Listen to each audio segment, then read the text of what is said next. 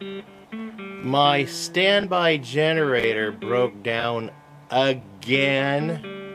So stay tuned and I'm going to show you guys what I found out.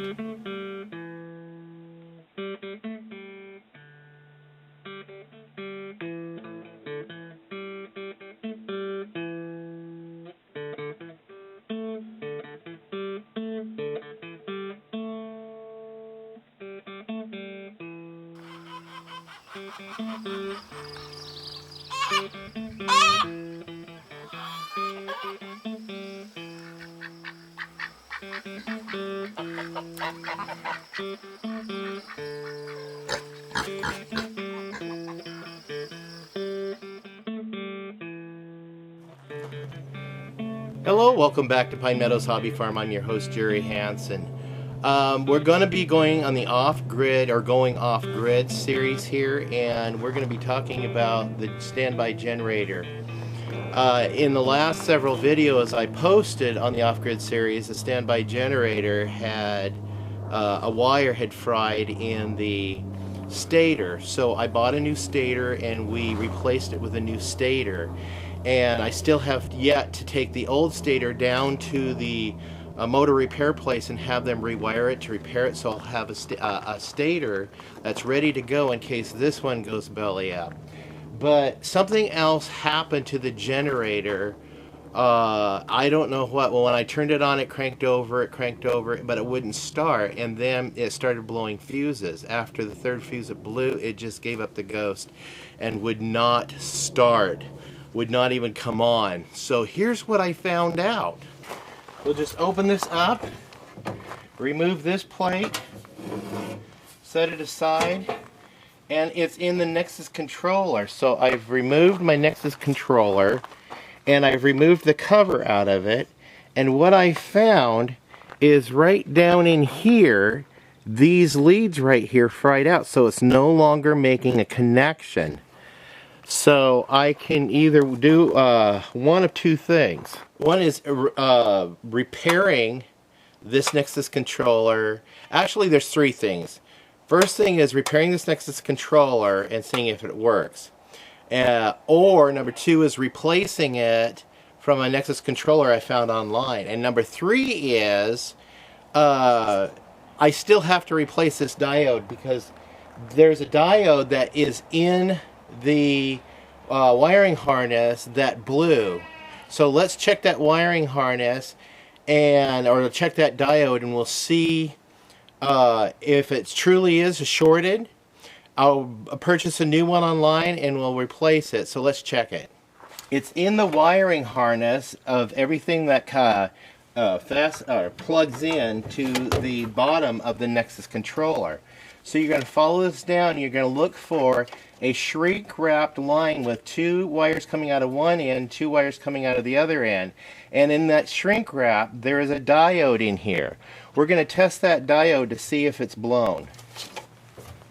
Now, lucky me, from one of those many estate cleanups that I've done, among one of the treasures I found in that estate cleanup, and you can look at those in my treasure hunting series. I'll go ahead and leave a link down below to get into that series, but you should see all the stuff I come home with. Anyway, this is one of them. It's a multimeter, and it's still in the pack. It's never been opened before, so we're going to open it for the first time and set it on diode test, and we're going to test it to see if we can get it checked out. This is cool. Brand new.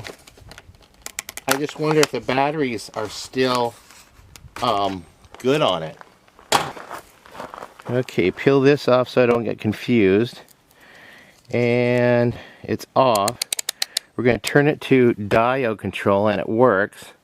So we're going to test the diode with the diode setting there. Now, I'll tell you what I learned about testing diodes. Diodes are little electronic components that allow electricity to flow only one way through. So the electrons will go one way through, and then if any electrons start coming back, it's like a gatekeeper. It will not allow electrons to move back through in the opposite direction. Diodes are typically cylindrical or square. They have two tubs on the bottom. And they will have a two ends. One is a cathode and one is an anode. And cathode is the negative side. You'll see a little white band around one end of the diode. Well, that is the negative end. And then the positive end is the opposite. So we're going to go ahead and plug this thing in.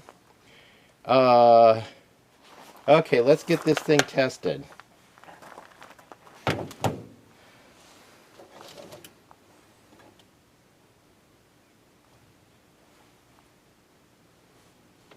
Okay, you got with 0.14 going in one direction, and when we flip it,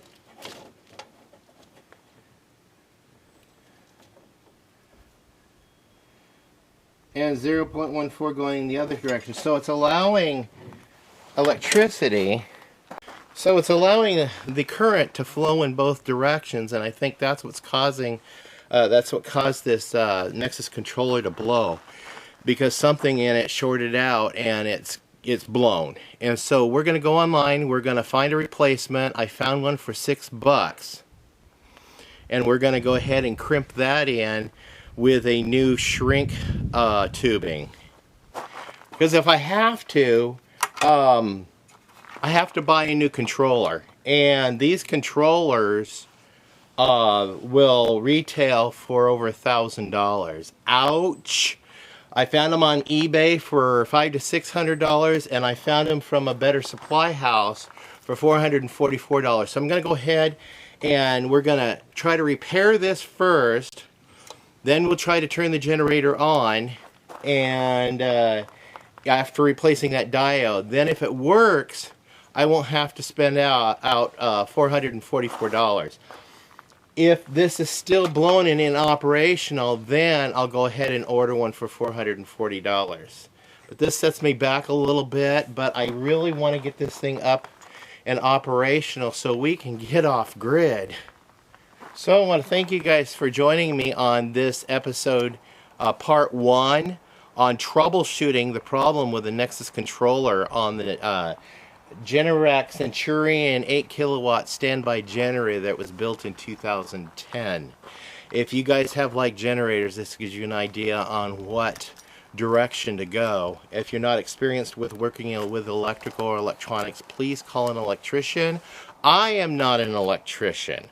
I am not licensed or certified in any of this stuff. I am a homeowner do-it-yourselfer, and I attempt to educate myself on everything that I do, so I understand what I'm doing. I figured if I can go to college and learn how to splice genes, like taking a plasmid from a DNA from a Aquaria Victoria jellyfish that glows in the dark, and take that DNA information and inject it into an E. coli bacterium and cause it to glow in the dark, I think I can figure this out. You think? Stay tuned to more videos. You can do that by subscribing, giving me a thumbs up, and clicking that bell icon. That does alert you to new videos as I do upload them.